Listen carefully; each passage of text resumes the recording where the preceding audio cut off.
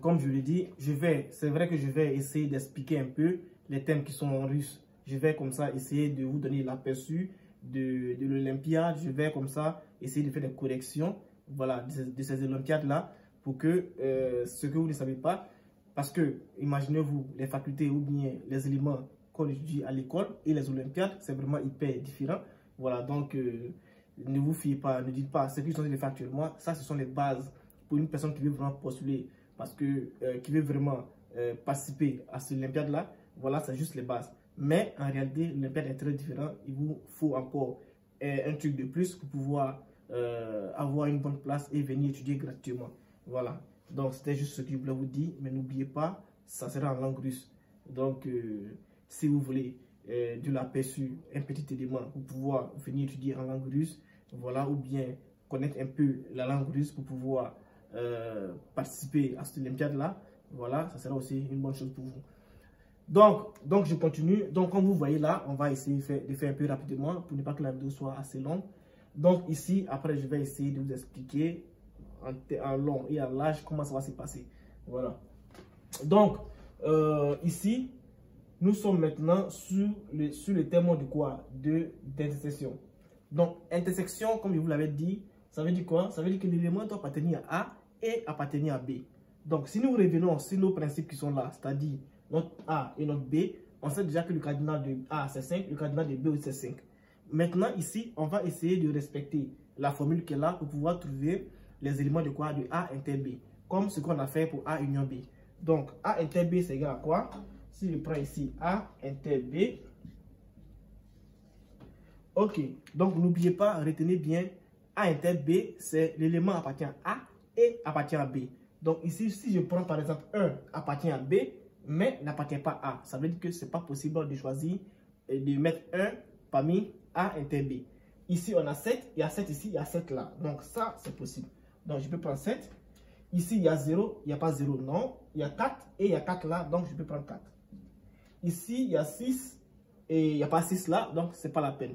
Donc directement, vous voyez que l'élément doit appartenir à B et à A. Donc si ça appartient à un seul élément, à un seul ensemble ici, alors ce n'est pas la peine de choisir pour A inter B, contrairement à ce qu'on a fait avec A union B. Pour A union B, il peut appartenir à celui-là, ou bien à celui-là, ou bien les deux mêmes peuvent appartenir aux deux éléments, aux deux ensembles.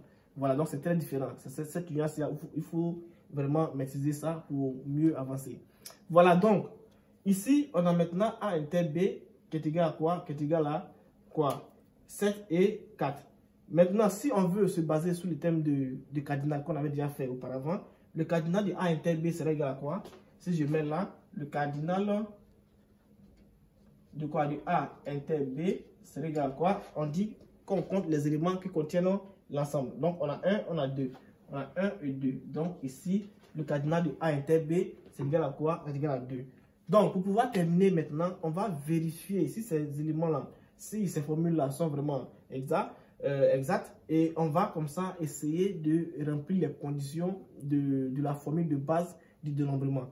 La formule de base du dénombrement, c'est quoi? C'est que le cardinal d'une union, c'est-à-dire l'union entre A et B, c'est égal à quoi? C'est égal au cardinal de A plus le cardinal de B moins le cardinal de A inter B.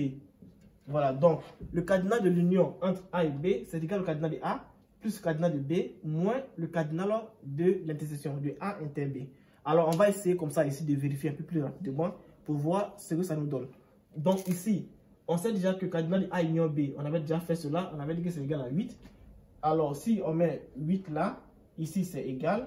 Donc, ici on a 8. Tout ce qu'on a ici aussi doit être égal à quoi? Égal à 8. Donc, cardinal de A, c'est quoi? Cardinal de A, on avait trouvé 5. Plus cardinal de B, on avait trouvé aussi 5 ici. Moins le cardinal de A inter B. Cardinal de A inter B, on avait trouvé quoi? On avait trouvé 2. Vous voyez? Donc, ici, il fait le 5 plus le 5, ça fait 10. 10 moins le 2, ça fait exactement les 8 qui sont là. Voilà, c'était juste un peu ces éléments-là que je voulais vous montrer parce que ça va nous aider vraiment à pouvoir poursuivre. Voilà. Donc, je vais vous rattraper tout à l'heure pour la seconde vidéo pour que vous puissiez au moins voir comment ça se passe et puis pour que vous puissiez suivre. Donc, comme je dis, je donne des cours en probabilité et statistique. Donc, ceux qui sont vraiment intéressés, vous pouvez me contacter inbox. Il n'y a pas de souci, on peut s'entendre et puis voilà, on va essayer de vous suivre. Voilà, donc, je vais faire un stop. Je vais vous répondre à tout à l'heure, les gars.